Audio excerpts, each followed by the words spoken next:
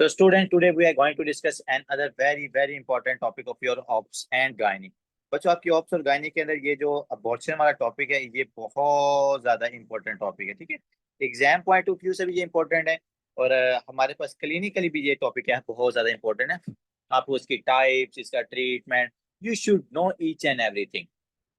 इसके कॉजेज का पता होना चाहिए, कौन से ट्राइमेस्टर में अबॉर्शन हो रहा है, उसका क्या रीजन ज्यादातर होता है। फर्स्ट में ट्राइमेस्टर में अबॉर्शन हो रहा है, उसका क्या रीजन हो सकता है। सेकंड में हो रहा है, उसका क्या रीजन हो सकता है। थर्ड में हो रहा है, उसका क्या रीजन हो रहा है। होता है। You should know each and everything and after that we will discuss the types of all abortion. ठीक है, तो बच्चों टाइप्स की तरफ या कॉजेज की तरफ जाने से पहले हमें एक्चुअली में पता होना चाहिए कि अबॉर्शन होता क्या है। बच्चों, अगर एक फीमेल ने कंसीव किया है बेबी, क्या हुआ सर, अगर एक फीमेल ने बेबी कंसीव किया है और बिफोर 20 वीक्स, 20 वीक से पहले पहले वो क्या करती है, अपनी वो कंसेप्शन को लॉस कर देती है, या जो उसने मतलब कि वो प्रेगनेंसी थी वो प्रेगनेंसी को लॉस कर देती है बिफोर 20 वीक्स। बच्चों इसको हम कहते हैं दैट इज अ अबॉर्शन।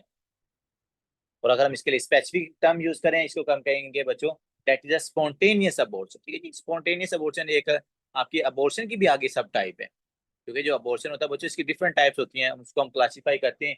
एक होता है स्पॉन्टेनियस अबॉर्शन, एक हमारे पास होता है इंड्यूस अबॉर्शन। ठीक है, मैं उनकी तरफ जाता हूँ। पहले हमें अबॉर्शन की एक कंप्लीट डेफिनेशन के बारे में पता होना चाहिए। ठीक है, तो अबॉर्शन की कंप्लीट डेफिनेशन क्या बनती है बच्चों, the loss of the products of the consumption, के मतलब कि जो फीटस है ना यूट्रस के अंदर जो कि ग्रो हो रहा है, अगर वो 20 वीक से पहले क्या हो जाए बच्चों, वो बेबी लॉस हो जाए जो आपने कंसेप्शन की हुई है, चाहे वो मास था, वो 2 वीक का था, 3 वीक का था, 4 वीक का था, 6 वीक का था। इसके लिए हम वर्ड यूज करें प्रोडक्ट ऑफ कंजप्शन।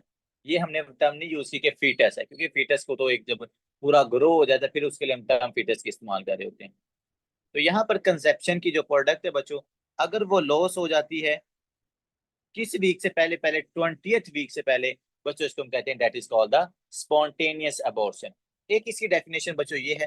दूसरी डेफिनेशन ये है कि अगर हमारे पास प्रोडक्ट ऑफ कंजप्शन जिसका वेट 500 ग्राम से कम है, उसको भी हम उसके लिए भी टर्म यूज करते हैं स्पॉन्टेनियस अबॉर्शन है। ठीक है, या 20 वीक से पहले उसकी अबॉर्शन हो जाए, या जो हमारे पास प्रोडक्ट ऑफ कंजप्शन है जिसका वेट 500 ग्राम से कम है, प्रोडक्ट ऑफ कंजप्शन या फीटस जिसका वेट कितना है बच्चों,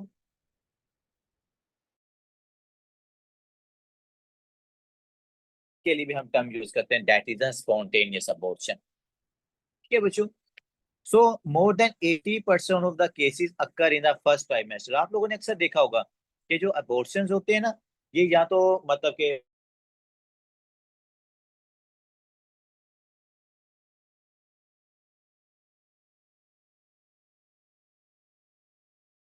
फर्स्ट 12 वीक्स होते हैं प्रेगनेंसी के, इनके अंदर बच्चों सबसे ज्यादा अबॉर्शंस होते हैं। यहाँ पर मैं लिख देता हूँ कि जो बच्चों सबसे ज्यादा अबॉर्शन होते हैं वो हमारे पास लेस देन 12 वीक्स होते हैं। और 12 वीक्स आपको पता है कितने बनते हैं, ये फर्स्ट ट्राइमेस्टर है, इट्स योर फर्स्ट ट्राइमेस्टर। और इसमें से मैं अगर मैं थोड़ा सा और ज्यादा स्पेसिफिक हो जाऊं बच्चों, तो फर्स्ट ट्राइमेस्टर के अंदर इसमें भी जो सबसे ज्यादा अबॉर्शन होते हैं वो लेस देन 8 वीक्स होते हैं। मतलब कि 8 वीक से पहले पहले हमारे पास सबसे ज्यादा क्या होते हैं बच्चों, अबॉर्शन होते हैं। ट्राइमेस्टर की बात करें, फर्स्ट ट्राइमेस्टर, वीक्स की बात करें लेस देन 12 वीक्स, और लेस देन 12 वीक से भी पहले अगर बात की जाए तो बच्चों 8 वीक से पहले पहले सबसे ज्यादा अबॉर्शन होते हैं। उनके हम रीजन देखेंगे, why there is abundant abortion occurring in the first trimester, occurring before 8 weeks. ठीक है, तो उन सब के यहाँ पर हमने रीजन देखने हैं। तो पहली बात आपको ये पता होनी चाहिए पहले ट्राइमेस्टर के कितने सर होते हैं, 20 वीक से पहले होते हैं, और सॉरी 12 वीक से पहले ज्यादातर होते हैं, और उसमें से भी ज्यादा अबेंडेंट नहीं होती, वो 8 वीक से पहले पहले क्वेश्चन होते हैं। वैसे तो जो हमारे पास डेफिनेशन है वो तो हमारे पास 20 वीक से पहले पहले की, लेकिन मैंने कहा अबंडेंट कब होते हैं, फर्स्ट ट्राइमेस्टर के अंदर। ठीक है, आगे बच्चों हम बात करते हैं इसके रिस्क फैक्टर्स की, कि ऐसे क्या क्या रिस्क फैक्टर्स हैं जिसकी वजह से अबॉर्शन होने का रिस्क हमारे पास क्या हो जाता है, ज्यादा हो जाते हैं। बच्चों रिस्क फैक्टर्स की तरफ जाने से पहले ना मैं आपको यहाँ पर आपको ना इसकी एक क्लासिफिकेशन लिखवाता हूँ, फिर हम इसे रिस्क फैक्टर को डिस्कस करेंगे, वो बहुत एक लंबा चौड़ा कॉन्सेप्ट है। यहाँ पर जरा ना आप इसकी क्लासिफिकेशन लिख लें। कि अबॉर्शन को किस तरह क्लासीफाई किया जाता है। बच्चों इसको हम क्लासीफाई करते हैं दो टाइप्स के अंदर। एक हमारे पास होता है स्पॉन्टेनियस अबॉर्शन, स्पॉन्टेनियस, ठीक है, जो खुद ब खुद हो जाता है, स्पॉन्टेनियस अबॉर्शन। और एक बच्चों होता है इंड्यूस्ड, जो अबॉर्शन खुद करवाया जाता है, जो लीगल भी होता है इलीगल भी होता है, ठीक है। बच्चों अब ये जो स्पॉन्टेनियस अबॉर्शन है, जिसको हम मिस कैरिज भी कहते हैं, आपने अक्सर टर्म सुनी हुई ना कि यार उस फीमेल का मिस कैरिज हो गया है, तो वो स्पॉन्टेनियस है, वो खुद ब खुद हुआ है। तो ये जो बच्चों मिस कैरिज या स्पॉन्टेनियस अबॉर्शन है, इसकी भी दो टाइप्स होती हैं। यहाँ तो बच्चों आपके पास होता है isolated, isolated spontaneous abortion. Isolated spontaneous abortion का क्या मतलब होता है भाई? Just one time abortion, just one time abortion, एक ही दफा अबॉर्शन हुआ, ठीक है। But on the other hand हमारे पास दूसरा बच्चा होता है रिकरेंट, रिकरेंट स्पॉन्टेनियस अबॉर्शन। शायद आप लोगों ने सुना होगा कि वो एक फीमेल थी, वो जब भी मतलब 6 या 8 वीक्स के अंदर कंसेप्शन उसकी जाती है, वो अबॉर्ट कर जाती है, या उसकी स्पॉन्टेनियस अबॉर्शन हो जाती है। तो इसको हम क्या कहेंगे? दैट इज अ सब टाइप ऑफ स्पॉन्टेनियस अबॉर्शन, जिसको हम क्या कह रहे हैं? Recurrent spontaneous abortion. या अगर एक दफा ही स्पॉन्टेनियस मतलब खुद ब खुद अबॉर्शन हुआ है, उसके लिए हम टाइप यूज करते हैं, that is isolated spontaneous abortion, ठीक है। जो बच्चों इंड्यूस्ड होते हैं ना, इंड्यूस की होती हैं दो टाइप्स। एक को हम कहते हैं सर या तो वो लीगल होती है, लीगल इंड्यूस्ड है, और दूसरे नंबर पर होता है या तो इलीगल इंड्यूस्ड है। क्या बच्चे होता है? इंड्यूस का मतलब होता है खुद करवाना है, और यहाँ तो आप लीगली खुद करवा रहे हो। मतलब लीगली का मतलब होता है जब आप हॉस्पिटल के प्रोटोकॉल्स को फॉलो कर रहे हो, कि लेट्स सपोज मेरे पास ये बेबी है, इसके अंदर ये वाली प्रॉब्लम है, हम इसके अंदर खुद इंड्यूस करवाने, सारे हॉस्पिटल के प्रोटोकॉल्स को जहाँ पर फॉलो करके अबॉर्शन करवाया जाता है बच्चों, वो लीगल लीगल अबॉर्शन होता है। लेकिन अगर आप हॉस्पिटल्स के प्रोटोकॉल्स को फॉलो ना करो, खुद अबॉर्शन कराओ, इसको हम कहते हैं इलीगल इंड्यूस्ड अबॉर्शन। और इलीगल कैसे हो सकता है? इसके लिए बच्चों बहुत सारे मतलब कुछ मेडिसिन को इस्तेमाल कर लेते हैं, मेथोट्रेक्सेट ये वो, या कुछ इस तरह होता है कि जो एब्डोमेन होता है ना उसके ऊपर प्रेशर लगा लेते हैं। आपने शायद सुना होगा कुछ विलेजेस के अंदर ऐसे होते हैं कि जब उनको पता चलता है ना कि ये मतलब बेटी फीमेल गर्ल है, ये गर्ल बेबी है, तो वो क्या करते हैं, वो फीमेल्स के, मैंने अभी शायद ये रिसेंटली पीछे एक वाकया पढ़ा था, उसने ना उस फीमेल के एब्डोमेन के ऊपर मतलब कि बहुत ज्यादा प्रेशर क्रिएट किया था, उसके ऊपर से दबा दिया था उस मेल ने, और उस बेचारी का क्या हो गया था? अबॉर्शन हो गया था। तो इसको हम कहते हैं that is a illegal abortion, कि जो आप क्या कर रहे हो, फीमेल के ऊपर ट्रोमाटाइज करके, उसके ऊपर आप प्रेशर क्रिएट करके, या उसके लिए आप डिफरेंट इन्वेसिव टेक्निक्स को इस्तेमाल करके अगर आप फीमेल के अंदर अबॉर्शन करवा रहे हो बच्चों, that is a illegal induced abortion. उसके लिए भाजकर पता है ये मतलब कि इंस्ट्रूमेंट्स का भी इस्तेमाल कर लेते हैं। तो ऐसा कोई भी अबॉर्शन जिसके अंदर हमारे पास हॉस्पिटल के प्रोटोकॉल फॉलो नहीं किए जाते, उसको हम इलीगल इंड्यूस्ड अबॉर्शंस कहेंगे।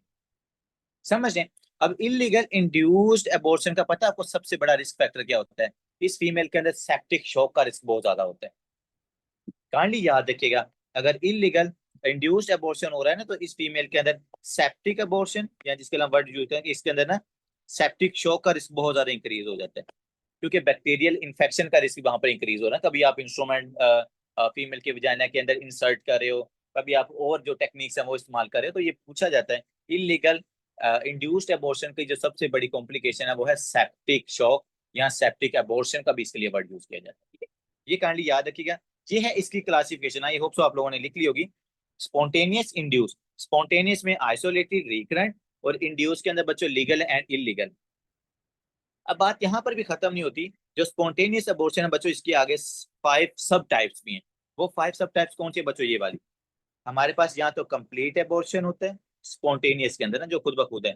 यहाँ बच्चों आपके पास होता है थ्रेटेंड अबॉर्शन, जिसका चांस होता है कि अबॉर्ट हो सकता है लेकिन हम उसको प्रिवेंट कर सकते हैं। या इनकम्प्लीट अबॉर्शन हो सकता है, या इनएविटेबल अबॉर्शन हो सकता है, जो कि होना ही होना होता है, इसको आप नहीं रोक सकते।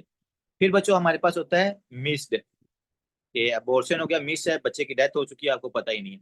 आगे फिर हमारे पास बच्चे होता है सेप्टिक, जो मैं अभी आपको बता रहा था ना, ये इलीगल के अंदर ना ये सेप्टिक अबॉर्शन का रिस्क ज्यादा होता है, कि अबॉर्शन के साथ उसको ना ये सेप्सिस हो जाती है उस फीमेल के अंदर।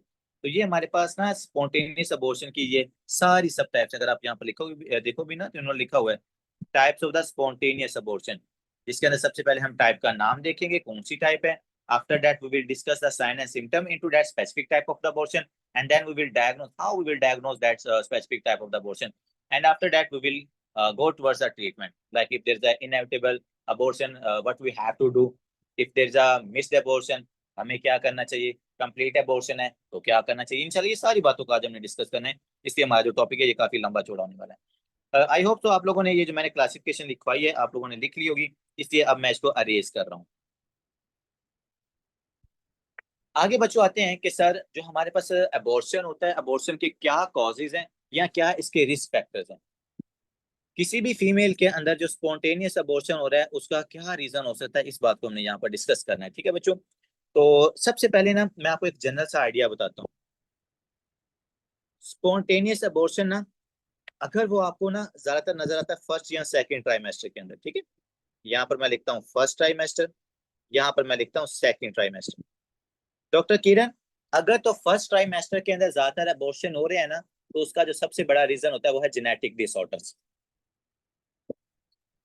अगर फर्स्ट ट्राइमेस्टर के अंदर बच्चों अबॉर्शन हो रहा है, 12 वीक से पहले पहले स्पॉन्टेनियस अबॉर्शन हो रहा है, तो उसका जो सबसे बड़ा रीजन होता है वो है बच्चे के अंदर जेनेटिक डिसऑर्डर्स होना। बच्चा डाउन सिंड्रोम का हो सकता है, एडवर्ड सिंड्रोम का हो सकता है, पेटाओ सिंड्रोम का हो सकता है, एन्यूप्लेडी 16 का बच्चा हो सकता है। मतलब बच्चे के अंदर कोई ना कोई जेनेटिक रीजन होता है जिसकी वजह से वो बेबी उधर सर्वाइव नहीं कर पाता, अबॉर्ट हो जाता है। तो फर्स्ट ट्राइमेस्टर यहाँ पर हम क्या लिखेंगे, जेनेटिक डिसऑर्डर, या जिसके लिए हम यहाँ पर लिख लेते हैं क्रोमोसोमल डिसऑर्डर, ठीक है, क्योंकि ये जो आपके पास जिन्हें भी एन्यूप्लॉइडीज है ना ये क्रोमोसोमल डिसऑर्डर है। तो काइंडली यहाँ पर लिखो क्रोमोसोमल डिसऑर्डर। फर्स्ट ट्राइमेस्टर के अंदर बच्चों ये हमारे पास रीजन होते हैं, ठीक है। तो आपने पता है इसके अंदर फिर क्या किया जाता है, फीमेल को काउंसल किया जाता है कि देखें इस तरह है कि अगर फर्स्ट ट्राइमेस्टर के अंदर अबॉर्ट हो रहा है या स्पॉन्टेनियस अबॉर्शन हो रहा है तो आपके बच्चे के अंदर बहुत सारा चांसेस ये थे कि उसमें आगे जाके कोई ना कोई एन्यूप्लॉइडी या क्रोमोसोमल डिसऑर्डर होने का रिस्क ज्यादा था, इसलिए ज्यादातर फर्स्ट ट्राइमेस्टर के अंदर अबॉर्शन हो जाता है। ठीक है, काउंसल करना है अपनी फीमेल को पूरा। दूसरे नंबर बच्चों, अगर सेकंड ट्राइमेस्टर के अंदर अबॉर्शन हो रहा है ना तो सेकंड ट्राइमेस्टर के अंदर जो अबॉर्शन का सबसे बड़ा रीजन वो है हाइपर कोएगुएबल स्टेट्स। हाइपर कोएगुएबल स्टेट मतलब कि 12 से लेकर 20 के दौरान जो अबॉर्शन हो रहा है बच्चों उसका रीजन होता है हाइपर कोएगुएबल स्टेट। मैं आपको आज बताऊंगा इंशाल्लाह कि ज्यादा कोएगुबिलिटी होने की वजह से ना फीमेल के अंदर जो अबॉर्शन का रिस्क होता है ना वो ज्यादा क्यों हो जाता है। ठीक है, इंशाल्लाह हम देखेंगे थ्रोम्बोसिस है, जो ब्लड की सप्लाई है फीटस की वो कम हो जाती है, वो जब वहां से सेपरेट हो जाता है यूट्रस से और फीमेल के अंदर आपको अबॉर्शन नजर आता है। ठीक है, तो फर्स्ट ट्राइमेस्टर के अंदर सबसे बड़ा जो रीजन होता है स्पॉन्टेनियस अबॉर्शन का रिस्क फैक्टर जो होता है वो बच्चों हमारे पास क्या होता है, that is the chromosomal disorder. बच्चे के अंदर कोई ना कोई क्रोमोसोमल डिसऑर्डर हो सकता है। जैसे कि बच्चों देखो हमारे पास हम टर्म यूज करते हैं ना ट्राइसोमी। ट्राइसोमी ट्राइसोमी क्या होता है कि अगर हमारे पास कोई एक स्पेसिफिक क्रोमोसोम के ना 3 पेयर्स पाए जाएं, जैसा कि 21 है ना, तो 21 के 3 पेयर्स हो, नॉर्मली तो 2 पेयर्स होते हैं ना क्रोमोसोम के, तो अगर 3 पेयर्स होते हैं तो उसको हम ट्राइसोमी कहते हैं। और 21 की ट्राइसोमी की वजह से आपको डाउन सिंड्रोम होता है। इसी तरह अगर 18 क्रोमोसोम की ट्राइसोमी है तो इसकी वजह से आपको एडवर्ड सिंड्रोम होगा। अगर 13 क्रोमोसोम्स की ट्राइसोमी है तो आपको पेटाओ सिंड्रोम होगा। अगर 16, जो कि सबसे ज्यादा कॉमन है बच्चों, 16 एनियोप्लॉइडी, इसको हम कहते हैं 16 एनियोप्लॉइडी या 16 ट्राइसोमी। अगर हमारे पास क्रोमो फीटस है उसके क्रोमोसोम्स के ऊपर जो 16 क्रोमोसोम है उसकी ट्राइसोमी पाई जा रही है तो इसके अंदर सबसे बड़ा रिस्क होता है कि उसकी ट्राइस जो उसका अबॉर्शन है वो फर्स्ट ट्राइमेस्टर के अंदर ही हो जाना है। इसीलिए तो आपने देखा होगा कि आपको डाउन सिंड्रोम के बच्चे नजर आ जाते हैं, मतलब उनका अबॉर्शन का कम रिस्क होता है। आपको पेटाओ आपको एडवर्ड सिंड्रोम के बच्चे नजर आ जाएंगे, लेकिन कभी भी आपको एनोप्लॉइडी 16 मतलब 16 की जो ट्राइसोमी वाले बच्चे आपको कभी नजर नहीं आते, क्योंकि 99% उन बच्चों की जो होते हैं ना वो स्पॉन्टेनियस अबॉर्शन हो जाते हैं। तो so that's why I am repeating my words, अगर फर्स्ट ट्राइमेस्टर के अंदर बच्चों अबॉर्शन हो रहा है तो क्रोमोसोमल डिसऑर्डर होंगे उस बच्चे के अंदर। वो कौन कौन से हो सकते हैं, वो हमारे पास कोई भी ट्राइसोमी हो सकती है। और इन ट्राइसोमीज के अंदर जो सबसे कॉमन है बच्चों वो है ट्राइसोमी 16। कौन सी ट्राइसोमी, ट्राइसोमी 16 आपने याद रखना, ठीक है। और सेकंड ट्राइमेस्टर के अंदर अबॉर्शन का रिस्क क्या है, हाइपर कोएगुबिलिटी। ये सारी बातें आगे जाके हम इसको डिटेल के अंदर डिस्कस करते हैं, ठीक है। तो ये साथ साथ बातें आज आपने सुनते जाना और इंशाल्लाह बहुत सारे एमसीक्यूज यहाँ से आते हैं। अब देखते हैं कि भाई आपकी बुक क्या लिखती है। नंबर 1 पे लिखते हैं क्रोमोसोमल एबनॉर्मेलिटीज। हमने कहा था कि sir a factor in approximately 50% of the spontaneous abortion in the first trimester. तो बच्चों फर्स्ट ट्राइमेस्टर के अंदर अगर 50% अबॉर्शन हो रहा है तो उसका रिस्क हमारे पास क्या है, जेनेटिक क्रोमोसोमल डिसऑर्डर्स हैं, ठीक है। अब सेकंड ट्राइमेस्टर के अंदर कितना इसका रिस्क है बच्चों, 20 to 30%। और थर्ड ट्राइमेस्टर के अंदर कितना है, 5 to 10%, मतलब ना होने के बराबर है। तो 50% है फर्स्ट ट्राइमेस्टर के अंदर अगर आपको अबॉर्शन हो रहा है तो बच्चे के अंदर क्रोमोसोमल कोई ना कोई डिसऑर्डर है, ठीक है। ये हमारे पास रिस्क था। दूसरे नंबर आते हैं बच्चों risk factor number 2, second trimester के अंदर जो हमने देखा था, मेटरनल फैक्टर्स। मेटरनल फैक्टर्स के अंदर बच्चों क्या है, इनहेरिटेड हाइपर थ्रोम्बोफिलिया, मतलब कि हाइपर कोएगुलेशन। थ्रोम्बोफिलियास मतलब कि थ्रोम्बोसिस का जहां पर रिस्क ज्यादा हो जाता है। अब यहाँ पर हमने देखने मैटरनल फैक्टर्स कि बच्चे के अंदर कोई प्रॉब्लम नहीं था, बच्चे के अंदर कोई क्रोमोसोमल एबनॉर्मेलिटी नहीं था, बच्चा बिल्कुल ठीक था। लेकिन अगर फीमेल के अंदर कोई हमारे पास एबनॉर्मेलिटी नजर आती है तो उसकी वजह से बच्चों क्या हो सकता है, अबॉर्शन हो सकता है। अब वो सर क्या क्या हो सकते हैं, जितनी भी आपने हाइपर कोआगुबिलिटी वाली स्टेट्स पढ़ी है ना बच्चों, वो सारी सबकी वजह से स्पॉन्टेनियस अबॉर्शन हो सकता है। जैसा कि नंबर 1 देखिएगा, फैक्टर 5 लीडेन। हमने कहा था सर अगर फैक्टर 5 लीडेन डिजीज किसी फीमेल के अंदर है तो उस फीमेल के अंदर क्या थ्रोम्बोसिस का रिस्क ज्यादा हो जाता है, उसके अंदर हाइपर कोआगुबिलिटी स्टेट क्रिएट हो जाती है। तो इसकी वजह से हमारे पास क्या है, यहाँ पर अबॉर्शन का रिस्क ज्यादा है।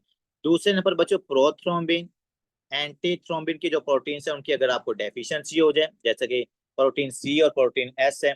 फिर अगर हमारे पास मिथाइलिन टेट्राहाइड्रोफोलेट रिडक्टेज एंजाइम की डेफिशिएंसी है, मतलब कि जब आपको ये MTR की डेफिशिएंसी होती है ना इस एंजाइम की, तो इस एंजाइम की डेफिशिएंसी ये हम पढ़ेंगे उसके अंदर ना बायोकेमिस्ट्री के अंदर। बट यहाँ पर हमने ये याद रखना है, ये भी आपके पास क्या होता है बच्चों, हाइपर होमोसिस्टिनीमिया, मतलब कि ये भी हाइपर कोआगुबिलिटी स्टेट जनरेट करता है। अब आप कह रहे हैं कि सर आप बार बार यही बताई जा रहे हैं, हाइपर कोएगुबिलिटी स्टेट, वो जितने भी रीजन है, वो मेलिग्नेंसी हो सकती है, ऑटोइम्यून डिजीज हो सकती है, फैक्टर 5 लीडन हो सकता है, प्रोथ्रोम्बिन ज्यादा हो सकता है, एंटी थ्रोम्बिन C और S की डेफिशिएंसी हो सकती है। लेकिन हाइपर कोएगुबिलिटी स्टेट जनरेट होने की वजह से अबॉर्शन कैसे हो सकता है, that is very interesting question. So I need your pure attention for 1 minute, kindly देखिएगा। लेट्स सपोज बच्चों ये मेरे पास क्या है, यूट्रस। यूट्रस से ये बच्चों क्या निकलती है, सर्विक्स। जो हमारे पास यूट्रस का माउथ होता है वो होती है सर्विक्स। और सर्विक्स का भी अबॉर्शन के अंदर बहुत ज्यादा इंपॉर्टेंट रोल होता है। अगर किसी बंद फीमेल की सर्विक्स किसी भी रीजन की वजह से ओपन है तो उसका भी स्पॉन्टेनियस अबॉर्शन हो जाता है। इसलिए जो हमारे वैसे क्लोज के साथ भी अबॉर्शन हो जाता है, बट जो ओपन सर्विक्स है ना उसके अंदर कंप्लीट अबॉर्शन का रिस्क बहुत ज्यादा होता है। लेकिन देखिएगा काइंडली, हमारे पास आपको पता है 4th या 5th डे के ऊपर ना फर्टिलाइजेशन के 4th या 5th डे के ऊपर ना इम्प्लांटेशन हो जाती है। मतलब कि जो आपका एम्ब्रियो जो होता है ना वो आके इधर यूट्रस के साथ अटैच हो जाता है। और आपको पता है यहाँ पर जब अटैच होगा तो जो इसकी ब्लड सर्कुलेशन है, जो इसके पास प्लेसेंटा है, वो ऐसा ऐसा क्या है यहाँ पर डेवलप होना शुरू हो जाता है। मतलब कि यहाँ पर जो ब्लड सप्लाई है ना इस फीटस को मिलना शुरू हो जाती है जैसे ही वो यूट्रस के साथ अटैच होता है। मकसद ही है ना यूट्रस के साथ अटैच होने का, कि जो फीटस है उसको कंटिन्यूसली न्यूट्रिएंट्स मिलते रहें। अब आपने मुझे खुद बताना है, अगर हाइपर कोएगुबिलिटी स्टेट जनरेट होती है, हाइपर कोएगुबिलिटी या हाइपर कोएगुएबल स्टेट जनरेट होती है, मतलब कि क्लॉटिंग का रिस्क ज्यादा हो जाता है, तो उस बंदे के अंदर अबॉर्शन कैसे होगा। डॉक्टर इफत देखिएगा, अगर हाइपर कोएगुबिलिटी स्टेट है तो हम सबको पता है थ्रोम्बोसिस का रिस्क ज्यादा हो जाएगा, जगह जगह पर क्लॉट्स बनना शुरू हो जाएंगे। यही क्लॉट्स अगर मेरे पास इन आर्टरीज के अंदर बन जाएं जो आपके इस फीटस को क्या कर रही है, ब्लड सप्लाई करी, जो कि प्लेसेंटा की फॉर्मेशन की तरफ जा रही थी। तो अगर वो वाली आर्टरीज जो हमारे पास फीटस को ब्लड सप्लाई कर रही थी बच्चों, इसके अंदर मतलब कि क्लॉट बन जाए तो आपको पता है यहाँ पर अब ब्लड सप्लाई क्या हो जाएगी, डिक्रीज। अब इस फीटस को बच्चों ब्लड सप्लाई नहीं मिलेगी। अब आपने मुझे खुद बताना है, अगर इस फीटस को ब्लड सप्लाई मिलेगी तो जो इसकी इम्प्लांटेशन है, जो इसकी अटैचमेंट है यूट्रस के साथ, क्या वो हमारे पास हेल्दी अटैचमेंट होगी, क्या वो हमारे पास परसिस्टेंट अटैचमेंट होगी, क्या आपके पास एक हेल्दी प्लेसेंटा डेवलप होगा। Sir not at all. तो अगर प्लेसेंटा नहीं डेवलप हो रहा, हेल्दी अटैचमेंट आपकी फीटस के साथ नहीं हो रही बिकॉज ऑफ द अस्कीमिया, तो बच्चों अस्कीमिया की वजह से ये जो आपका फीटस है ये यहाँ से डीटैच हो जाएगा, और डीटैच होने के बाद क्या करेगा बच्चों, it can lead towards the abortion. तो देखा हमने क्या किया, इतना बड़ा जो हमारा कॉन्सेप्ट था कि हाइपर कोएगुलेबिलिटी स्टेट की वजह से अबॉर्शन कैसे हो सकता है बच्चों, बच्चे की ब्लड सप्लाई कम हो जाती है, प्लेसेंटे की डीजन हो जाती है। अब इम्यूनोलॉजिक इश्यूज क्या है भाई, जो हमारे पास सबसे इंपॉर्टेंट है, that is anti phospholipid antibody syndrome. बहुत इंपॉर्टेंट है ये ना, एमबीएमई के अंदर इसका क्वेश्चन भी है, स्टेप 1 के अंदर ना एमबीएमई के अंदर इसका क्वेश्चन भी एंटी फॉस्फोलिपिड सिंड्रोम का। तो बच्चों एंटी फॉस्फोलिपिड एंटीबॉडी सिंड्रोम हम ना इसको पढ़ेंगे मस्कुलोस्केलेटन के अंदर, जब हम वहां पर डिस्कस कर रहे होंगे ना आपके पास ऑटोइम्यून डिजीजेस को, तो उसके अंदर हमने ये जहां पर एसएलई डिस्कस करेंगे ना, एसएलई के नीचे लिखा हुआ है एंटी फॉस्फोलिपिड एंटीबॉडी सिंड्रोम। तो बच्चों यहाँ पर देखिए, अगर फीमेल के अंदर anti phospholipid antibody syndrome develop होता है तो उसके अंदर स्पॉन्टेनियस अबॉर्शन का रिस्क बहुत ज्यादा होता है। अब इसका रीजन भी पीछे क्या होता है बच्चों, इसका रीजन यही बताया जाता है कि ये जो आपके पास एंटीबॉडीज बनती है जहाँ पर, ये एंटीबॉडीज ना इधर प्लेसेंटा के साथ आके यहाँ पर इन्फ्लामेशन काज कर देती हैं। तो उस इन्फ्लामेशन की वजह से आपके पास मैक्रोफेजेस भी आएंगे। ये मैक्रोफेजेस क्या करते हैं, यहाँ पर जो अटैचमेंट होती है ना फीटस को, उसको डिस्ट्रॉय कर देते हैं। जब वो उसको डिस्ट्रॉय करेंगे तो हमारे पास क्या होगी, फीमेल के अंदर बार बार एबॉर्शन होना शुरू हो जाता है। तो एंटी फॉस्फोलिपिड एंटीबॉडी सिंड्रोम की वजह से बच्चों स्पॉन्टेनियस एबॉर्शन होता है। ये बहुत एमसीक्यूज पूछा गया बार बार, ठीक है। आगे आते हैं सर, देखो नंबर 1 पे हमने देखा था बच्चे के अंदर प्रॉब्लम, बच्चे के अंदर क्या प्रॉब्लम थी, क्रोमोसोमल एबनॉर्मेलिटीज। नंबर 2 हमने देखा था हाइपर कोगुलेबिलिटी स्टेट जनरेट होगी तो हमारे पास एबॉर्शन हो सकता है। नंबर 3 हमने देखा था एंटी फॉस्फोलिपिड एंटीबॉडी सिंड्रोम होगा तो फीमेल के अंदर स्पॉन्टेनियस एबॉर्शन है। नंबर 5 अब आते हैं बच्चों यूट्रस की एनाटॉमिकल इश्यूज की तरफ, कि अगर फीमेल के अंदर जो उसकी यूट्रस है या जो उसकी सर्विक्स है वहां पर कोई ना कोई एनाटॉमिकल डिफेक्ट है, यूट्रस का साइज कम है, यूट्रस का साइज इरेगुलर है, सर्विस का साइज इरेगुलर है, सर्विस का साइज हमारे पास कंप्लीटली गेन नहीं हुआ, तो अगर कोई बच्चों एनाटॉमिकल डिफेक्ट भी है तो उसकी वजह से भी क्या होगा, हमारे पास जो फीटस है वो कंप्लीटली इम्प्लांट नहीं रहेगा, यूट्रस के साथ उसकी क्या हो जाएगी, डिस्ट्रक्शन हो जाएगी, मतलब उसकी डी अटैचमेंट होगी और फीमेल के अंदर आपको अबॉर्शन नजर आएगा, ठीक है। तो uterine and the cervical abnormalities, क्या आपकी यूट्रस के अंदर या सर्विकल के अंदर कोई एनाटॉमिकल इशू है तो उसकी वजह से आपको अबॉर्शन हो सकता है। इसके अलावा इनकॉम्पिटेंट सर्विकल, वही बात है कि अगर आपकी सर्विस ठीक नहीं है, या अगर फीमेल की रिसेंटली कोई सर्जरी हुई है, कौन सी सर्जरी बच्चों, कोनाइजेशन। अगर हमने कोनाइजेशन किया है, मतलब कोनाइजेशन होता है कि जब आप कौन लाइक जो सर्विक्स होती है ना वहां से आप पार्ट को रिमूव करते हो, सर्विस से कुछ पार्ट को ना, या दूसरी हमारे पास सर्जरी होती है लीप। लीप होती है लोप इलेक्ट्रो सर्जिकल एक्सियन प्रोसीजर, इसके अंदर भी हम ना सर्विस का पोर्शन लेते होते हैं, इस सर्जरी के अंदर सर्विस के पोर्शन को हम रिमूव करते हैं और उसकी बायोप्सी करके ना उसको देखते हैं कि हाँ भाई सर्विकल कार्सिनोमा तो नहीं है फीमेल के अंदर। अगर फीमेल के अंदर कोई सर्विकल इंटरवेंशन हुई है, चाहे वो हमारे पास कोनाइजेशन थी, चाहे वो हमारे पास लीप प्रोसीजर था, ठीक है, सर्जरी के अंदर हम जाके पढ़ेंगे, तो अगर बच्चों सर्विकल इंटरवेंशन रिसेंटली फीमेल के अंदर हुई है उसके अंदर भी क्या है, स्पॉन्टेनियस अबॉर्शन का रिस्क ज्यादा हो जाएगा। और ये बात जो हमने कल पढ़ी थी ट्रैक्टोजेंस के अंदर भी, कि डाई इथाइल स्टील बेस्ट्रोल के यूज की वजह से क्या हो सकता है, फीमेल के अंदर अबॉर्शन का रिस्क ज्यादा हो जाता है। और पुराने जमाने के अंदर ना इलीगल इलीगल इंड्यूस अबॉर्शन के लिए ड्रग इस्तेमाल की जाती थी, तो हमारे पास ये डाइथाइलस्टील बेस्टोल को इस्तेमाल किया जाता है, ठीक है। अगर आपने लिखनी है तो आप इसको लिख लो, diethylstilbestrol use for the illegal induced abortion, ठीक है। आगे आते हैं बच्चों, नंबर 4 था एनाटॉमिकल इशू। नंबर 5 आपके आप पर आते हैं अगर कोई हार्मोनल इश्यूज है, एंडोक्रिनोलॉजिकल इश्यूज, जैसा कि अगर फीमेल में डायबिटीज मेलाइटस है, फीमेल में हाइपोथायरॉयडिज्म है, फीमेल के अंदर हाइपो या हाइपरथायरॉयडिज्म है, दोनों रीजन के अंदर, और फीमेल के अंदर क्या है, प्रोजेस्टेरोन की डेफिशिएंसी है, क्योंकि आपको पता है ना प्रोजेस्टेरोन ही तो हमारे पास वो हार्मोन है जो क्या करता है, प्रेगनेंसी को रिटेन करता है, प्रेगनेंसी को मेंटेन करता है। तो इसलिए तो हम इसको कहते हैं progesterone is the pregnancy maintaining hormone. अगर किसी फीमेल के अंदर प्रोजेस्टेरोन की अमाउंट कम है, आपको पता है ना प्रोजेस्टेरोन कब रिलीज होता है, जब ल्यूटियल फेज होती है ना मेंस्ट्रुअल साइकिल की, या ल्यूटियल फेज जब चल रही होती है उस समय प्रोजेस्टेरोन प्रोड्यूस होता है। तो अगर प्रोजेस्टेरोन प्रोड्यूस वहां से ना हो रहा हो आपके पास कॉर्पस कोलोसम से, या दूसरे नंबर पर प्रोजेस्टेरोन प्लेसेंटा से सही रिलीज ना हो रहा हो, तो प्रोजेस्टेरोन की डेफिशिएंसी की वजह से बच्चों स्पॉन्टेनियस अबॉर्शन होने का रिस्क ज्यादा होता है, क्योंकि प्रोजेस्टेरोन प्रेगनेंसी को मेंटेन रखने में आपको हेल्प आउट करता है, ठीक है। डायबिटीज मेलाइटस है, हाइपोथायरॉयडिज्म, हाइपरथायरॉयडिज्म, ओबेस, बीएमआई जिसकी 30 से ज्यादा, इसलिए तो हमने कहा था प्रीनेटल केयर के अंदर कि आपने भाई बीएमआई को कम करना है फीमेल की, नहीं तो इससे भी जो स्पॉन्टेनियस अबॉर्शन है उसका रिस्क ज्यादा हो जाएगा, क्योंकि एब्डोमेन के ऊपर आप प्रेशर जनरेट करोगे फैट्स की वजह से, और अगर आप प्रेशर जनरेट करोगे it can lead towards the spontaneous opening of your cervix, that can lead towards the spontaneous abortion as well. तो चौथे नंबर पर बच्चों आपने एंडोक्रिनोलॉजिकल इश्यूज याद रखने।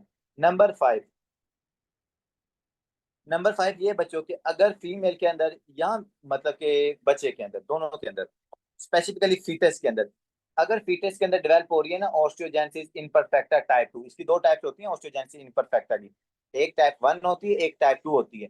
ये टाइप 2 का रिलेशन इसी के साथ किया जाता है डॉक्टर किरण, कि हमारे पास अगर बच्चे के अंदर टाइप 2 डेवलप हो रही है ना तो उसके अंदर कौन सी कॉम्प्लिकेशन हो सकती है, तो वो यही है कि फीमेल के अंदर स्पॉन्टेनियस अबॉर्शन हो सकता है। ओस्टियोजेनेसिस इम्परफेक्ट है जिसके अंदर बच्चे की बॉन्ड्स वीक होती हैं, ब्लू सेक्लेरा होता है, टीथ की डिस्ट्रक्शन होती है। तो ओस्टियोजेनेसिस इम्परफेक्ट है अगर फीटस के अंदर डेवलप हो रहा है जेनेटिक डिसऑर्डर की वजह से, और वो टाइप 2 है, तो वो भी क्या हो सकता है, स्पॉन्टेनियस अबॉर्शन हो सकता है उस बच्चे का भी। इसके अलावा बच्चों मैं जो आपको अभी बार बता रहा था एनियोप्लियोइडी, एनियोप्लॉइडी का मतलब होता है एबनॉर्मल नंबर ऑफ क्रोमोसोम्स। क्या इसका मतलब होता है, abnormal, abnormal number of chromosome, abnormal number of chromosome को बच्चों हम एन्यूप्लॉइडी कहते हैं। और कौन से क्रोमोसोम्स की वो बात कर रहा है देखिएगा, incompatible with life most common trisomy 16। देखा मैं आपको यही बात बता रहा था कि ये एमसीक्यू बहुत ज्यादा पूछा जाता है कि ज्यादातर जो स्पॉन्टेनियस अबॉर्शन होता है वो कौन सी इनियोप्लॉइडी, जहाँ ट्राइसोमी के अंदर होता है वो बच्चों ट्राइसोमी क्रोमोसोम नंबर 16 के ऊपर होता है। दूसरे नंबर हमारे पास होता है जो हमारे पास टर्नर सिंड्रोम वाली फीमेल होती है, x not 45 chromosomes. First number पे ये, सेकंड नंबर पे ये, बाकी सारी ट्राइसोमीज के अंदर भी जो स्पॉन्टेनियस अबॉर्शन है उसका रिस्क ज्यादा होता है। और ये वाला जो एमसीक्यूज है डॉक्टर सत्या, ये आपकी एमसीआई के अंदर भी एमसीक्यूज पूछा गया है, ये जो ट्राइसोमी 16 वाला है, तो इसको याद रखिएगा। ट्राइसोमी 16 वाला बच्चा इनकम्पैटिबल विद लाइफ होता है, और जो स्पॉन्टेनियस अबॉर्शन सबसे ज्यादा इन्हीं बच्चों के अंदर होता है। Osteogenesis imperfecta type 2 is severe and the lethal, वो सारी हम बातें यहाँ पर डिस्कस कर चुके हैं। आगे आते हैं बच्चों के और क्या रिस्क फैक्टर्स हो सकते हैं जिसकी वजह से स्पॉन्टेनियस अबॉर्शन है। मैंने आपको कल भी बताया था कि अगर फीमेल की एज 35 से ज्यादा है तो उस फीमेल के अंदर बच्चों स्पॉन्टेनियस अबॉर्शन का रिस्क क्या हो जाता है, ज्यादा हो जाता है। इसके अलावा अगर फीमेल के अंदर टॉर्च इन्फेक्शन हो रहे हैं, कल डिस्कस किया था ना आपका, टोक्सोप्लाज्मोसिस, अदर्स, रोबेला, और उसके बाद साइटोमेगालोवायरस, हर्पेस, अगर फीमेल के अंदर टॉर्च इन्फेक्शन हैं तो बच्चों वो भी किसकी तरफ जा सकते हैं, वो अबॉर्शन स्पॉन्टेनियस अबॉर्शन कर सकते हैं। इसके अलावा डाइटरी डेफिशिएंसीज, जो कि आपको पता है पाकिस्तान के अंदर बहुत ज्यादा कॉमन है, डाइटरी डेफिशिएंसी। और सबसे इंपॉर्टेंट चीज ये कि न्यूट्रिशनस जो हमारे पास डाइट है ना उसकी डेफिशिएंसी है। अब एक न्यूट्रिशन के अंदर और बच्चों एक मैं कहता हूँ फूड के अंदर बड़ा डिफरेंस होता है। अब अक्सर आपने देखा होगा कि हमारे यहाँ पर देहात के अंदर या इवन तो सिटीज के अंदर भी वो एक स्पेसिफिक जो चीज होती है ना वो फीमेल प्रेग्नेंट फीमेल को खिलाई जा रही है। जैसे कि एक बड़ी कॉमन चीज है, जिसको पंजीरी बना के खिला दें, जिसको देसी घी घी ज्यादा से ज्यादा खिलाएं, भाई वो एक कंप्लीट डाइट नहीं है। फीमेल को मिनरल्स भी चाहिए, फीमेल्स को विटामिन भी चाहिए, फीमेल्स को प्रोटीन्स भी चाहिए, फीमेल्स के अंदर कार्ब्स भी चाहिए, मतलब उसको भाई कंप्लीट न्यूट्रिशन चाहिए। एक स्पेसिफिक न्यूट्रिशन आप उसको ना दे। अब देसी घी की जो आप बात करते हो उसमें क्या, उसमें सारी फैट होती है, even though that contains high calories, उसके अंदर बहुत सारी कैलोरीज होती हैं, तो वो आपको एनर्जी तो जरूर देता है, लेकिन वो कैलोरीज की फॉर्म क्या होती है, वो बच्चों कोलेस्ट्रॉल होता है। तो आप एनर्जी तो मिल रही है फीमेल को, लेकिन ये कि जो मिनरल्स हैं जो विटामिन हैं उनकी डेफिशिएंसी फीमेल्स को भी होगी, उसको भी अनीमिया होगा, और बच्चे के अंदर भी वो कंप्लीट न्यूट्रिशन नहीं जा रही होंगी।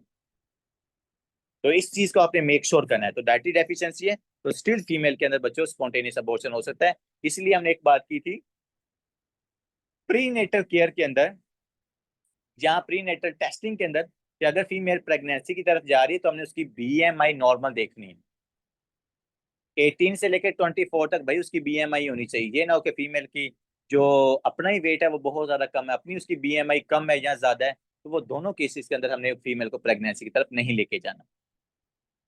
अब ये नहीं कि मैंने कह दिया कि लेके नहीं जाना, मैं ये कह रहा हूँ कि दैट्स नॉट अ प्रेफरेबल, कि अगर वो मतलब कि फीमेल है जिसका अपना वेट 45 या 40 kg है, तो वो फी बच्चे को कैसे फीड करेगी, वो बच्चे को कैसे न्यूट्रिशन प्रोवाइड करेंगे। तो ये सारी बातें बच्चों आपको पता होनी चाहिए। आगे आते हैं, देखो बच्चों अभी तक हमने क्या क्या देखा है, क्रोमोसोमल एबनॉर्मेलिटीज, हमने यहाँ पर एंडोक्राइन के इश्यूज देखे हैं, हमने एनाटॉमिकल इश्यूज देखे हैं, इम्यूनोलॉजिक इश्यूज देखे हैं। अब आगे आते हैं इन्वायरमेंटल फैक्टर्स, कि अगर फीमेल को सूटा लगाने का बड़ा शौक है, मतलब कि she loves to do smoking, she loves to drink alcohol, तो बच्चों उस फीमेल के अंदर भी स्पॉन्टेनियस अबॉर्शन का रिस्क ज्यादा होता है, जैसे कि टबैको, अल्कोहल, एक्सेसिव कफीन। कितनी caffeine? More than 500 milligram per day. जो फिर बहुत ज्यादा चाय का इस्तेमाल करती है ना, मतलब कि कोई 8 से 10 टी, 8 से 10 से ज्यादा कप के जो टीज हैं पर डे, मतलब इनका पूरा एक क्राइटेरिया होता है, मतलब कि 4 कप जो कॉफी होते हैं वो रिकमेंड किए जाते हैं कि आप इतने पी सकते हो, लेकिन 8 से ज्यादा नहीं पीते होते। समझ रहे हैं? तो ये कफीन 500 mg पर डे से ज्यादा नहीं लेनी। It can lead towards the spontaneous abortion as well. इसके अलावा बच्चों टॉक्सिन, ड्रग्स, रेडिएशन के साथ एक्सपोजर है, तो ये भी हमारे पास स्पॉन्टेनियस अबॉर्शन की तरफ लेके जा सकती हैं। हमने कितनी ज्यादा ड्रग्स पढ़ी थी उस दिन कि जो आपको अबॉर्शन करवा सकती है, मेथोट्रेक्सेट करवा सकती है, अगर फीमेल उसका इस्तेमाल करिए तो उसमें हो सकती है, थैलिडोमाइड करवा सकती है हमारे पास, ट्राई मेथाडियोन करवा सकती हैं। समझ रहे, जिसके अंदर हमने क्लेफ्ट पैलेट को भी देखा था, और जो ऊपर थी, क्या उसका नाम है, थैलीडायोन वाली जो ड्रग थी जिसने हियरिंग लॉस करवाई थी, तो ये भी आपके पास अबॉर्शन की तरफ ये ड्रग्स लेके जा सकती हैं। अवॉइड करना है इनसे। आगे आते हैं बच्चों फीटल फैक्टर्स। फीटल फैक्टर क्या है बच्चों? अगर बच्चे के अंदर कोई एनाटॉमिकल इशू है ना, एनाटॉमिकल एबनॉर्मेलिटी है, तो फिर भी स्पॉन्टेनियस अबॉर्शन हो जाता है। रिकरेंट स्पॉन्टेनियस अबॉर्शन, बच्चों दो या दो से ज्यादा अबॉर्शन, जो मैंने आपको ऊपर क्लासिफिकेशन के अंदर भी लिखवाया है, दो या दो से ज्यादा अबॉर्शन होंगे तो उनको हम रिकरेंट स्पॉन्टेनियस अबॉर्शन कहते हैं। टू और मोर कंसेक्टिव स्पॉन्टेनियस अबॉर्शन और more than 3 spontaneous abortion in a year causes are dependent on the timing to determine the possible causes। Karyotyping करनी है बोथ पेरेंट्स की। Perform the workup on mother father hypercoagulability, evaluate the uterine anomaly. बात मैंने जो आपको बता दी बच्चों वही है। वो कह रहा है कि यार अगर मेरे पास एक फीमेल आ रही है ना स्पॉन्टेनियस अबॉर्शन के साथ, मतलब कि 1 साल के अंदर 3 दफा कंसीव किया, तीनों दफा अबॉर्शन हो गया, तो उसके अंदर आपने कैरियोटाइपिंग करवानी है, मतलब कि क्रोमोसोम्स को देखना, उसका इशू तो नहीं है। उसके अंदर आपने हाइपर कोएगुबिलिटी स्टेट को देखना कि वो तो नहीं है। तीसरे नंबर पर अल्ट्रासाउंड करा के भाई उसकी एनाटॉमिकल इश्यूज देख लो कि यूट्रस के अंदर कोई एनाटॉमिकल इशू तो नहीं है, कोई यूनिकॉर्नुएट तो नहीं है, कोई बाइकॉर्नुएट यूट्रस तो नहीं है, यहाँ कहीं पर एडहेजन तो यूट्रस के अंदर नहीं हुई पड़ी। So you should make sure कि अगर एक फीमेल के अंदर, मैं बार बार गर्ल्स आपको बता रहा हूँ, आप लोगों को ये बहुत सारे केसेस आएंगे बार बार एबॉर्शन वाले, तो काइंडली एक चीज को मेक श्योर करना है आपने, फीमेल का अल्ट्रासाउंड करवा के देख लें कि भाई यूट्रस का साइज ठीक है, सर्विस का साइज ठीक है। फीमेल के अंदर आपने ब्लड टेस्टिंग करवानी है, उसके अंदर हाइपर कोएगुबिलिटी स्टेट तो नहीं है, क्लॉटिंग फैक्टर ज्यादा तो नहीं है, क्लॉटिंग ज्यादा तो नहीं है, और प्रोटीन सी या एस की डेफिशिएंसी तो नहीं है, फीमेल के अंदर फैक्टर 5 लीडन की डिजीज तो नहीं है, फीमेल के अंदर आपने थायराइड का पूरा मॉनिटर करवाना है, पेशेंट हाइपोथायरॉयडिज्म का तो नहीं है, पेशेंट हाइपरथायरॉयडिज्म का तो नहीं है, ये सारे टेस्टिंग आपने करवानी है if there is a recurrent spontaneous abortion. I hope so you get my point. आगे आते हैं बच्चों, जो मैं आपको बात ऊपर भी बता रहा था कि अगर हमारे पास अर्ली फीमेल के अंदर अबॉर्शन हो रहा है तो क्या होगा बच्चों, देखो ना लेस देन 12 वीक्स, तो क्या उसने लिखा हुआ है, क्रोमोसोमल एबनॉर्मेलिटीज। क्रोमोसोमल एबनॉर्मेलिटी सबसे कॉमन कौन सी बच्चों? एनियोप्लॉइडी 16, ठीक है। और 12 वीक से सबसे ज्यादा कॉमन कितना है? लेस देन 8 वीक्स, ये बात भी हमने ऊपर की, ठीक है। अगर हमारे पास सेकंड ट्राइमेस्टर के दरमियान है, मतलब फर्स्ट से लेके सेकंड ट्राइमेस्टर के दरमियान अबॉर्शन हो रहा है, तो उसका रीजन क्या होगा बच्चों? ज्यादातर हाइपर कोएगुबिलिटी स्टेट। क्या होगा?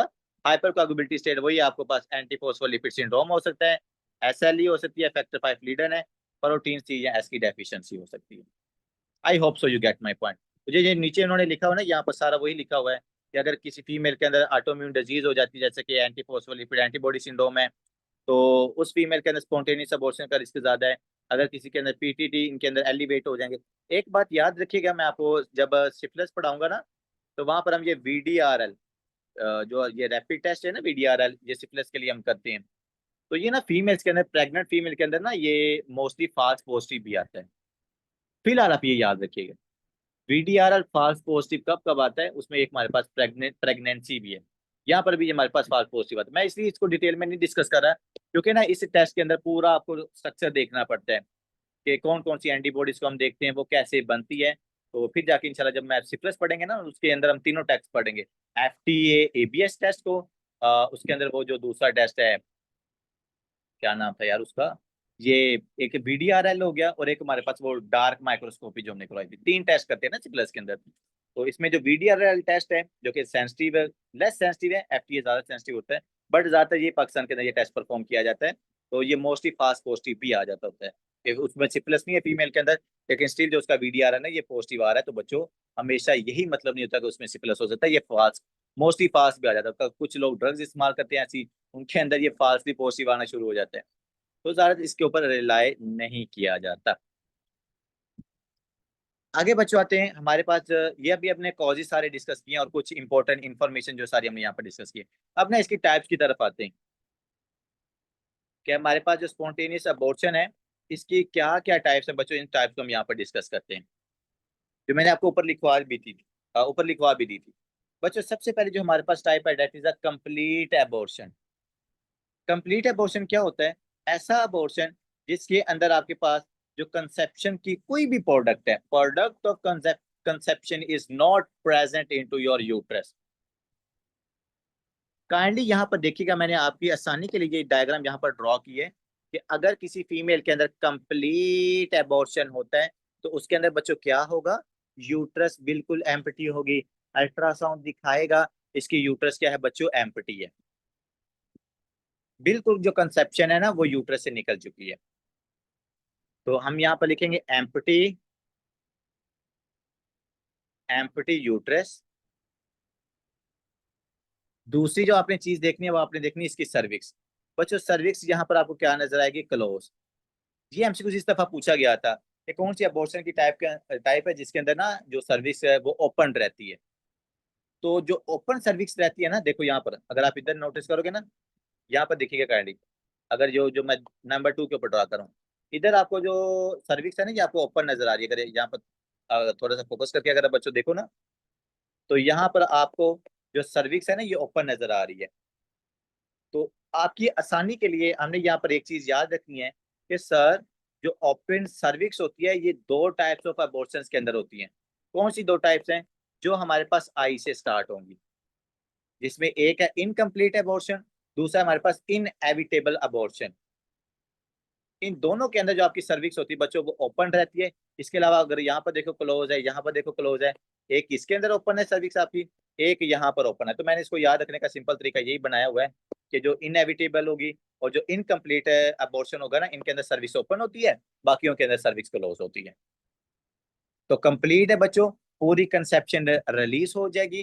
फीमेल के अंदर सीवियर ब्लीडिंग होती है, यहाँ पर देखिएगा वजाइनल ब्लीडिंग होगी।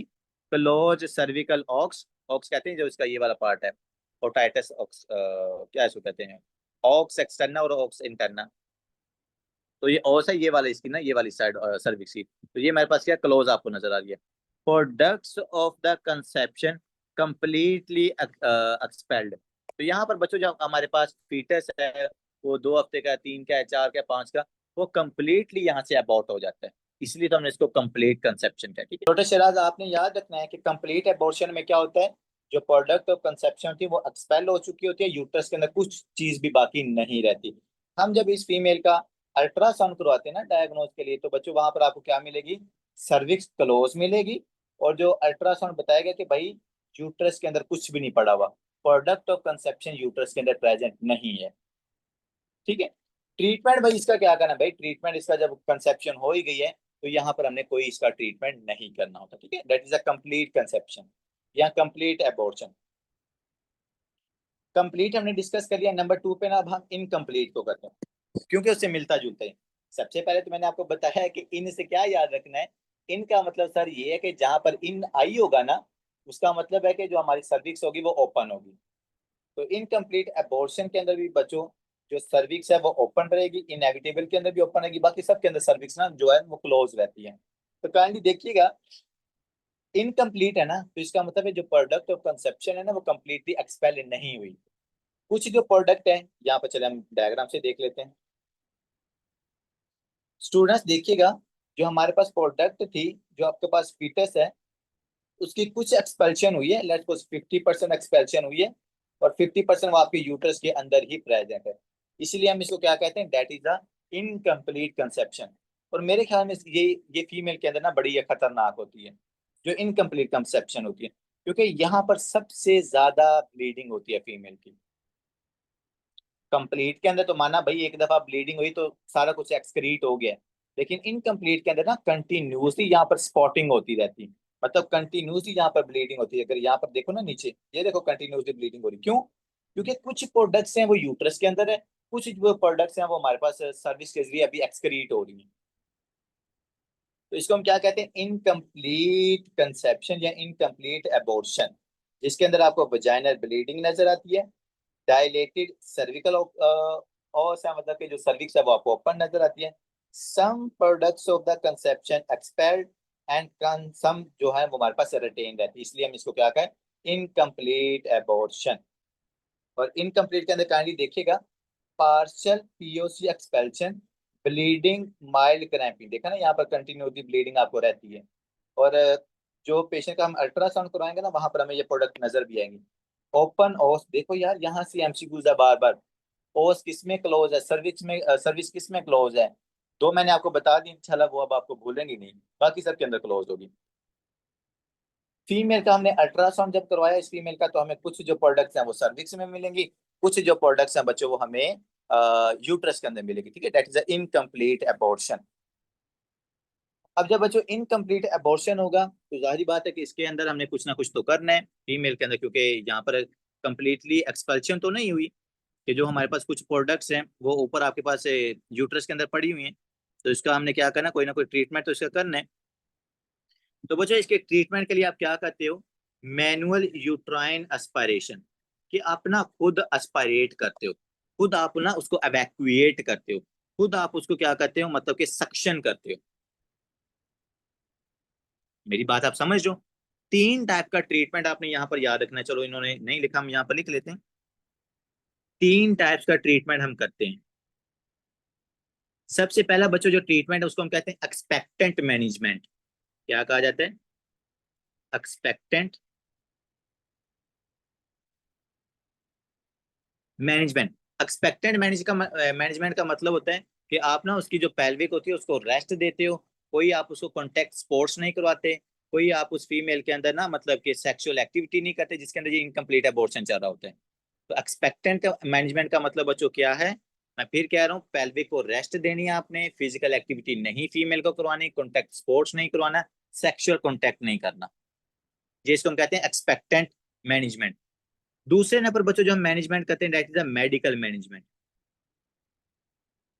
मेडिकल मैनेजमेंट, मेडिकल मैनेजमेंट के अंदर हम बच्चों क्या करेंगे, यहाँ पर हम इस्तेमाल करते हैं मीजोप्रोस्टोल। अगर आप यहाँ पर देखोगे ना, तो मे आल्सो यूज द मीजोप्रोस्टोल, क्योंकि आपको पता है मीजोप्रोस्टोल क्या होता है, ये आपके पास बच्चों प्रोस्टाग्लैंडिन एगोनिस्ट होते हैं, आई थिंक ये पीजी प्रोस्टाग्लैंडिन 1 होती है, ये वाली ना मीजोप्रोस्टोल E1 है, या ये खुद मतलब कि E1 होती है, या E1 मतलब इसी तरह को इसका नाम होता है। तो मिजोप्रोस्टोल जो कि प्रोस्टाग्लैंडिन का एगोनिस्ट होते हैं, ये बच्चों एबॉर्शन के लिए इस्तेमाल इसको किया जाता है। दो ही तो हम ड्रग्स इस्तेमाल करते हैं, यहाँ मिजोप्रोस्टोल को इस्तेमाल करते हैं ज्यादातर, या मेथोट्रिक्सेट को इस्तेमाल किया जाता है।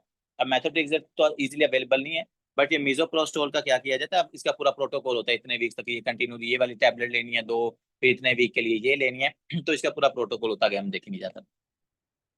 तो मेडिकल मैनेजमेंट के अंदर बच्चों आप मीजोप्रोस्टोल इस्तेमाल कर सकते हो यहाँ पर अबॉर्शन करवाने के लिए इसके अंदर, ठीक है। अगर मेडिकल मैनेजमेंट से भी काम नहीं चल रहा, या फीमेल को आपने मीजोप्रोस्टोल दिया, मेथोट्रेक्सेट लिया, लेकिन अबॉर्शन कंप्लीट नहीं हो रहा, वो अभी इनकम्प्लीट है, तो बच्चों तीसरा जो आप काम कर सकते हो वो है सक्शन। तीसरा काम क्या करना है आपने, सक्शन या एवैक्यूएशन। सक्शन आपको पता है ना, जैसे अगर आपने देखा हो रिस्पायरेटरी ट्रैक के अंदर सक्शन करवाते हैं बेबी का, वो फ्लूइड निकालते हैं सारा।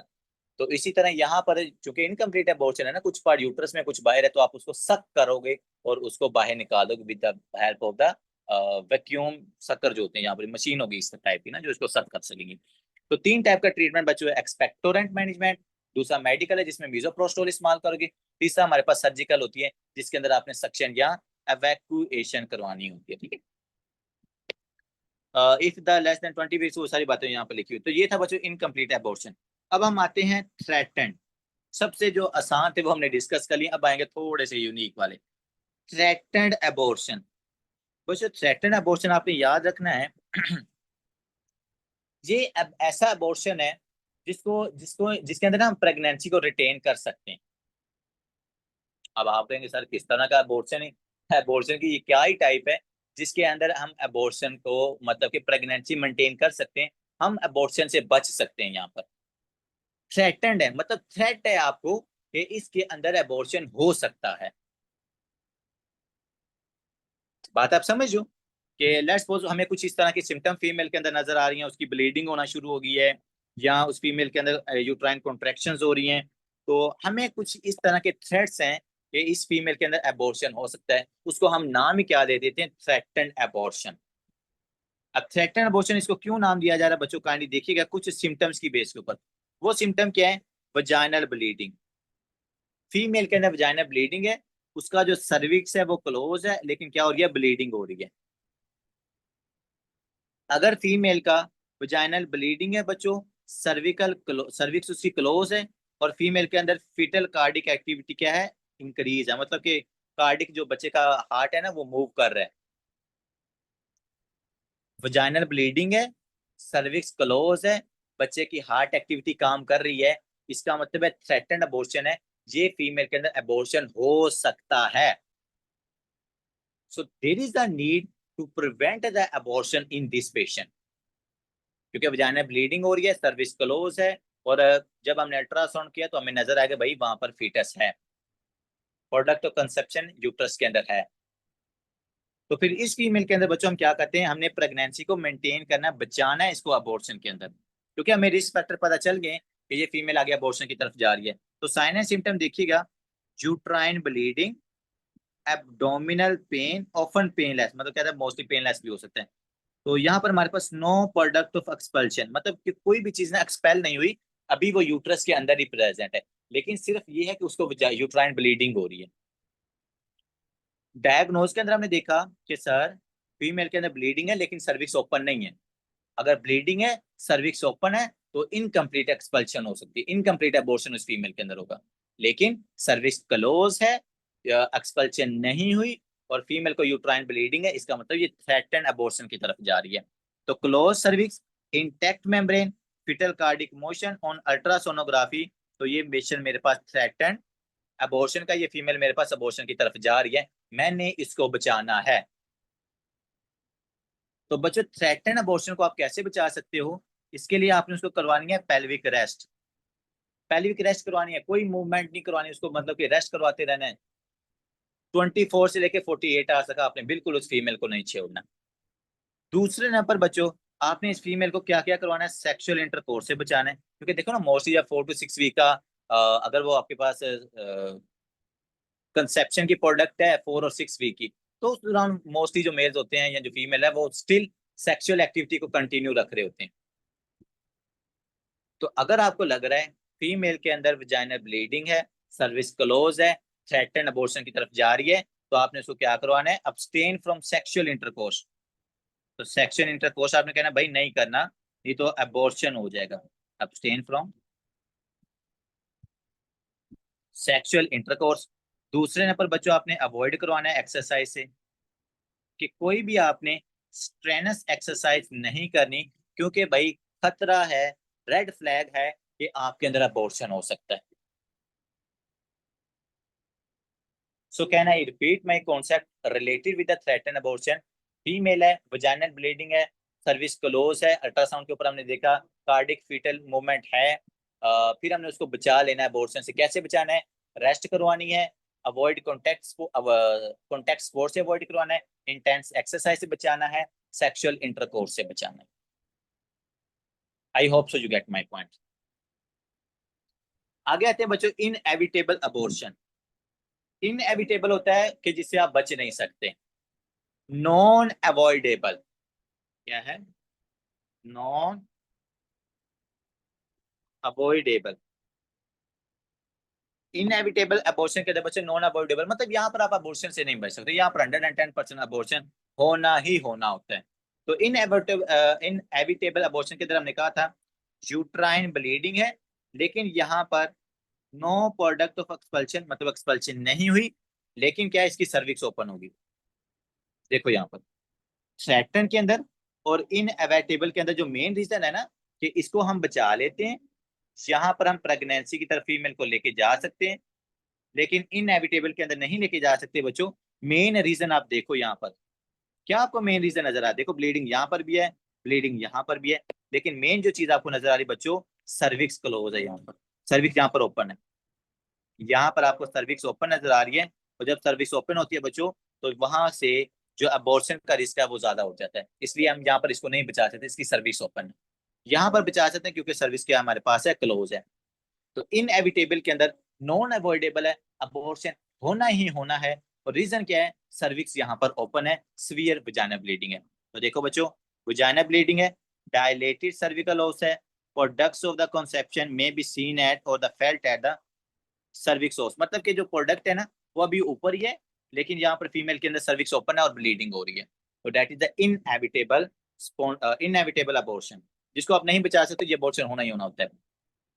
अल्ट्रासाउंड के ऊपर आपको ओपन सर्विक्स नजर आएगी, रप्चर ऑफ द मेम्ब्रेन है, product present on the ultrasonography, मतलब कि जो प्रोडक्ट ऑफ कंजप्शन है ना वो स्टिल अंदर प्रेजेंट है उस फीमेल के अंदर। अब इनएविटेबल के अंदर बच्चों आपने क्या करना है, वही इसका काम है कि यहाँ पर आपने अबॉर्शन करवा देना है। क्या कर देना आपने? मीजोप्रोस्टोल देनी है, मतलब कि मेडिकल ट्रीटमेंट है मीजोप्रोस्टोल। या दूसरे नंबर क्या है, सक्शन करवा देनी है, एवैक्यूएशन करवा देनी है, क्योंकि हम इसको बचा नहीं सकते, इसकी सर्विक्स क्या है बच्चों, ओपन है। अगर क्लोज होती तो हम इसको सर्विक्स मतलब ना अबॉर्शन से बचा सकते थे, लेकिन यहाँ पर ओपन है। That is the inevitable abortion. आगे आते हैं बच्चों मिस्ड अबॉर्शन। मिस के अंदर बच्चों ये है कि यहाँ पर भी अगर आप देखो तो जो सर्विक्स है ये क्लोज है, लेकिन मसला क्या है कि यहाँ पर नो वजाइनल ब्लीडिंग, कोई वजाइनल ब्लीडिंग नहीं है, जो सर्विक्स है वो भी हमारे पास क्लोज्ड है। लेकिन जो सबसे बड़ा मसला है डॉक्टर किरण यहाँ पर, वो ये है कि जो बच्चे की कार्डिक मूवमेंट है ना वो नहीं है। मिस्ड अबॉर्शन में ये है कि आप मिस कर चुके हो, बच्चे की डेथ हो चुकी है, लेकिन हमारे पास एक्सपल्शन भी नहीं हुई, यूट्रस के अंदर डेड बच्चा पड़ा हुआ है, उसकी हार्ट मूवमेंट नहीं है। इसको हम कहते हैं missed abortion, into which there is a no cardiac activity of the fetus, the fetus is dead but there is the cervix is closed but there is no vaginal bleeding, so that's why we missed that abortion। समझ आप? तो यहाँ पे देखो कोई bleeding नहीं है, no bleeding,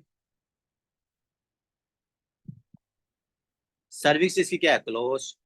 और क्लोज होने की वजह से जो आपका डेड बेबी है, जो डेड फीटस है वो क्या है, वो ऊपर ही पड़ा हुआ है।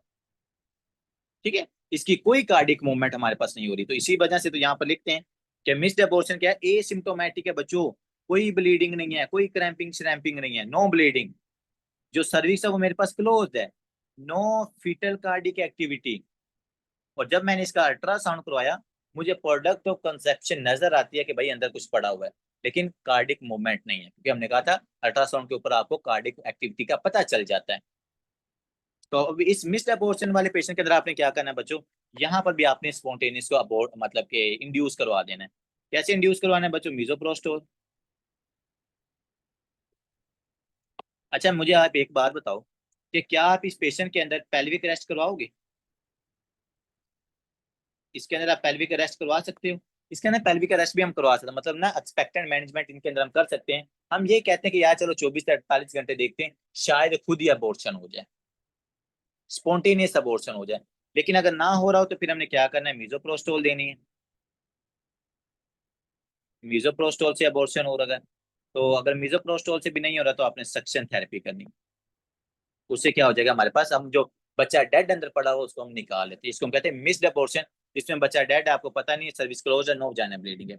आगे आते हैं बच्चों septic, foul smelling discharge, abdominal pain, fever, cervical motion tenderness, product of consumption expulsion है भी और उसकी एक्सपल्शन नहीं भी है।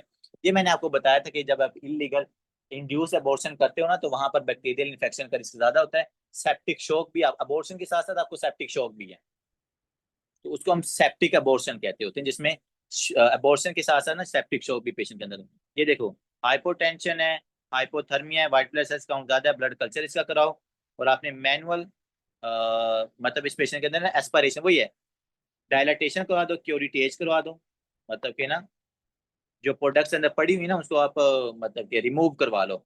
ये डायलाटेशन होती है या क्यूरिटेज होता है। आप में से शायद काफी सारे फीमेल ने ये देखा होगा क्यूरिटेज, तो जिसके अंदर डाल के ना ये कंजप्शन को हम बाहर रिमूव करते हैं। दूसरे नंबर चूंकि सेप्टिक भी है तो आपने एंटीबायोटिक्स भी इस फीमेल को जरूर देनी है, that is a septic abortion. आगे आते हैं इंट्रा यूट्राइन फीटल डिमाइस, कि अगर आपकी यूट्रस के अंदर बच्चा पड़ा हुआ और उसकी डेथ हो गई है, absence of the fetal cardiac activity more than 20 weeks of the gestational age. अगर गेस्टेशनल एज 20 साल से ज्यादा है और बच्चे की कार्डिक एक्टिविटी नहीं है, उसके अंदर आपने क्या करना है, uterus small for the gestational age, no fetal heart tone or the movement of the ultrasound. मतलब कि देखो बच्चे की डेथ ही हो चुकी है तो बच्चे का साइज भी वहां पर आपको कम मिलेगा, उस हिसाब से फंडल हाइट भी आपको नहीं मिलती। अगर मेरे पास लेस देन 24 वीक्स है जिसकी कार्डिक एक्टिविटी रुक गई है, आपने क्या करवा देना बच्चों, डायलाटेशन एंड द एवैक्यूएशन, निकाल देना बच्चे को। अगर 24 वीक से ज्यादा है तो आपने उसके अंदर induce labour with in 1 or 2 weeks before patient preference, मतलब पेशेंट से आपने पूछ लेना है और उसके अंदर आपने अब लेबर करवा देना उस पेशेंट में। इंड्यूस लेबर आपको पता नहीं, इंड्यूस लेबर भी करवाते हैं ऑक्सीटोसिन के इंजेक्शन वगैरह इस तरह लगा के ना। आपने जो लेबर है ना उसको इंड्यूस कराना, क्योंकि देखो स्पॉन्टेनियस अबॉर्शन तो हम 20 वीक से पहले पहले करवाते होते हैं, लेकिन अगर 24 वीक से बाद गुजर चुकी है और बच्चे की डेथ हो चुकी है फिर उसके अंदर आप लेबर को इंड्यूस करवाते हो। Do not perform the C section.